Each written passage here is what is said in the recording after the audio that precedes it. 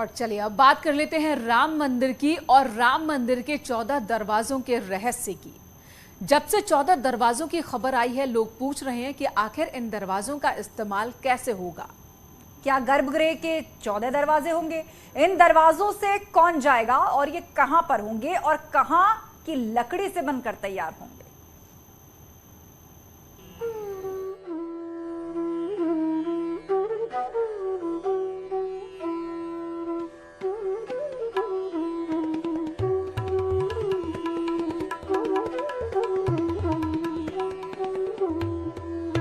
राम मंदिर, गर्भगृह और 14 दरवाजे।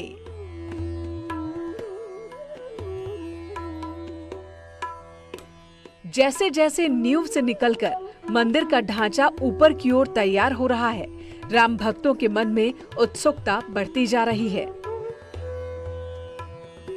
के निर्माण की समीक्षा होने के बाद आज विशेष रूप से मंदिर आगे कैसे तैयार होगा, लोगों के सामने जाएगा, इस पर चर्चा हुई। एक्सपर्ट्स के साथ श्री राम जन्मभूमि तीर्थ क्षेत्र ट्रस्ट के सदस्य भी इस रहस्य को समझना चाहते हैं कि नींव के ऊपर रामलला का दरबार कैसे सजेगा।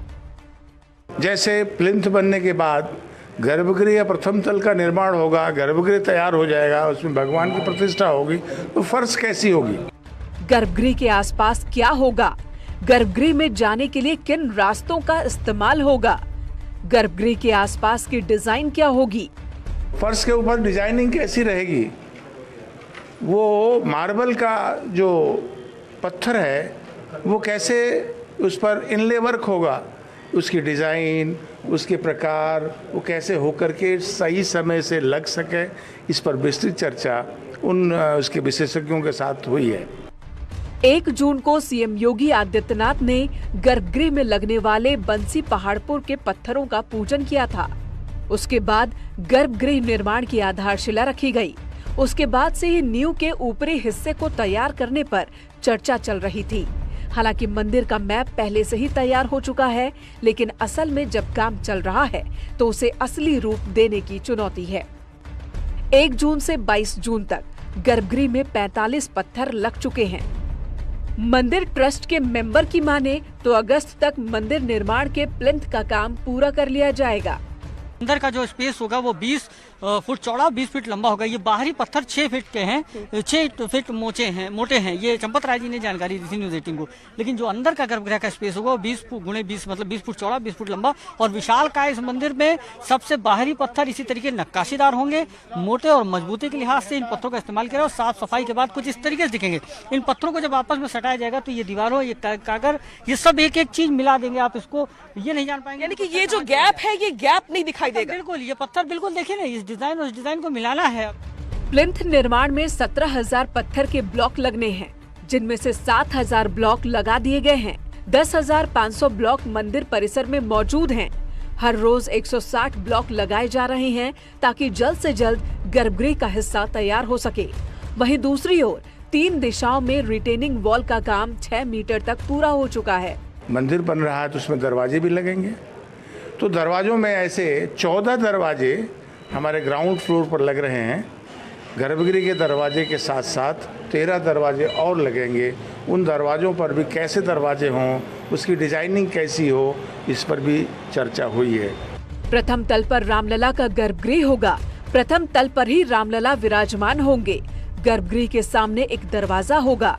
गर्भगृह के दरवाजे को छोड़कर 13 दरवाजे श्रद्धालुओं के आने जाने के लिए बनाए जाएंगे। इन दरवाजों की डिजाइन और धातुओं का चयन हो चुका है। इस प्रकार से ये बात आगे बढ़ रही है। अभी मंदिर के साथ साथ उस परिसर में यात्री सुविधा, आप लोगों को 2 बार से सूचना दी जा रही है, वहाँ 25,000 लोगों के सामान रखने की व्यवस्था, लोगों की बैठने की, प्रतीक्षा करने की व्यवस्था, पानी पीने की व्यवस्था, विश्राम करने की व्यवस्था, आने जाने के मार्ग की व्यवस्था, ये अब लगभग पूरी तरीके से उस पर चर्चा होकर के फिक्स हो गया है। यानी प्रथम तल का नक्शा तैयार हो गया है और इसके पास होते ही गर्भगृह के आसपास मंदिर के पिलर खड़े होने लगेंगे और सबसे पहले 14 दरवाजों के साथ गर्भगृह के हिस्से को तैयार किया जाएगा। दरवाजों में लगने वाली लकड़ियों का चयन भी किया जा रहा है। बहराइच के जंगलों से शीशम और सागौन की लकड़ियों के सैंपल मंगाए गए हैं। मनकापुर वन विभाग के डिपो से साखू के सैंपल भी मंगाए गए हैं। अब एक एक पत्थरों को जोड़कर इसी तरह से मंदिर का ढांचा तैयार किया जा रहा है। खास बात यह है कि इन्हें जोड़ने के लिए इंजीनियर विशेष टेक्निक का इस्तेमाल कर रहे हैं।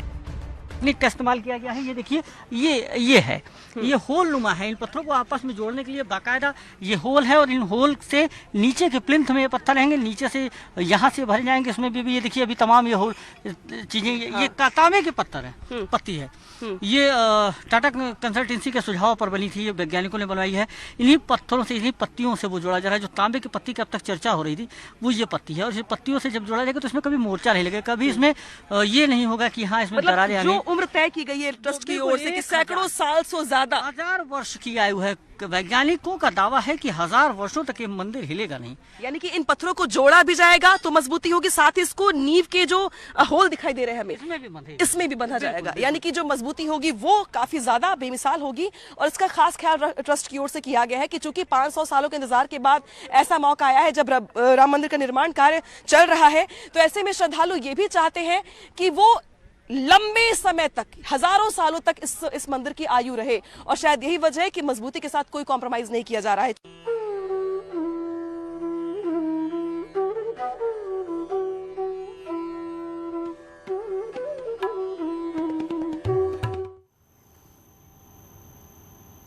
और अब रुक करते हैं अगली अहम खबर का। भारत गौरव ट्रेन दिल्ली से निकलकर नेपाल की ओर चल पड़ी है। 21 जून को ये दिल्ली से निकली, 22 जून की सुबह अयोध्या पहुंची, जहां पर यात्रियों का भव्य स्वागत किया गया। पीएम मोदी की ओर से राम भक्तों के लिए एक बड़ा तोहफा है ये ट्रेन, जो 18 दिन में राम से जुड़े सभी धर्म स्थलों का दर्शन कराएगी। ट्रेन में भजो राम, राम ही पार लगाएंगे। दिल्ली से अयोध्या तक ट्रेन में राम राम।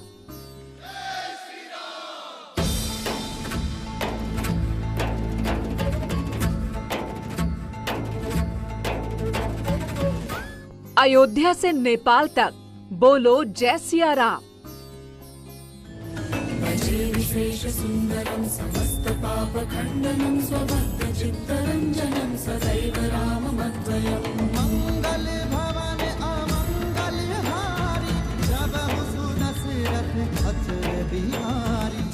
राम नाम की ट्रेन है जो दिल्ली से निकली है और नेपाल तक जाएगी।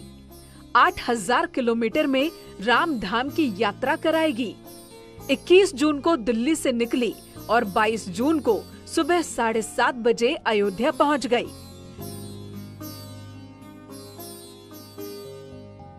इक्कीस जून को रेल मंत्री अश्विनी वैष्णव ने ट्रेन के अंदर भगवान राम की पूजा की, ट्रेन के यात्रियों के साथ आरती की और भारत गौरव श्री रामायण यात्रा ट्रेन को हरी झंडी दिखाकर रवाना किया। ट्रेन को हरी झंडी दिखाने के बाद रेल मंत्री ने अपने ट्वीट में लिखा, भारतीय सांस्कृतिक धरोहर को संजोने का एक अनमोल प्रयास है भारत गौरव श्री रामायण यात्रा ट्रेन। और ये ट्रेन भारत का गौरव गान करते हुए नेपाल की ओर चल पड़ी और जैसे ही अयोध्या पहुंची, रामलला नगरी के लोगों ने ट्रेन के यात्रियों का भव्य स्वागत किया।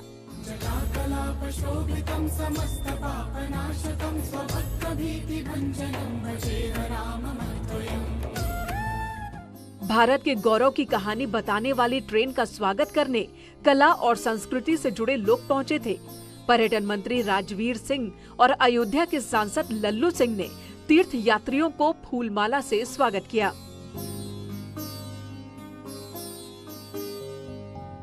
रामायण कालीन दृश्यों का दर्शन कराने के लिए भारत गौरव यात्रा की स्पेशल ट्रेन अयोध्या पहुंच चुकी है और हमारे साथ कुछ यात्री मौजूद हैं। इनसे पूछते हैं कि कैसी सुविधाएं हैं ट्रेनों में और क्या क्या सुविधाएं हैं। आप कब निकले इस ट्रेन से? शाम को 6:30 बजे चली है ट्रेन। ट्रेन में क्या क्या सुविधाएं दी गई हैं यात्रियों को? ट्रेन में तो बहुत अच्छी सुविधाएं दी गई हैं, पानी और आपको छाता या अम्ब्रेला, और बार बार पूछ रहे हैं कि आपको कुछ चाहिए कि नहीं चाहिए। ट्रेन से करीब 480 यात्री अयोध्या पहुंचे। ट्रेन से उतरने के बाद यात्री अयोध्या दर्शन पर निकले। यात्रियों को उम्मीद नहीं थी कि अयोध्या में इतना शानदार स्वागत होगा। वो अयोध्या स्टेशन पर स्वागत की तस्वीरें, ढोल नगाड़ों को देखकर मंत्रमुग्ध थे। देखिए किस तरीके से यहाँ खुद पर्यटन मिनिस्टर यहाँ मौजूद है, जिन्होंने स्वागत किया। उसके बाद जो पारंपरिक नृत्य है उसके लेकर के स्वागत किया गया है। 8000 किलोमीटर लंबी यात्रा है और इस दरमियान आप 8000 किलोमीटर लगभग भगवान राम के जीवन वृत्त में जुड़े हुए जगहों पर जाएंगे, दर्शन करेंगे। कैसी तैयारियां करके घर से निकले हैं? सभी तैयारियां करके चले हैं अपने साथ में, जो भी होनी चाहिए सब अपने है, सामान है अपने निजी सामान है। और वैसे यहाँ पर जो लाने की कोई वक्त नहीं है, सभी सामान यहाँ मौजूद है।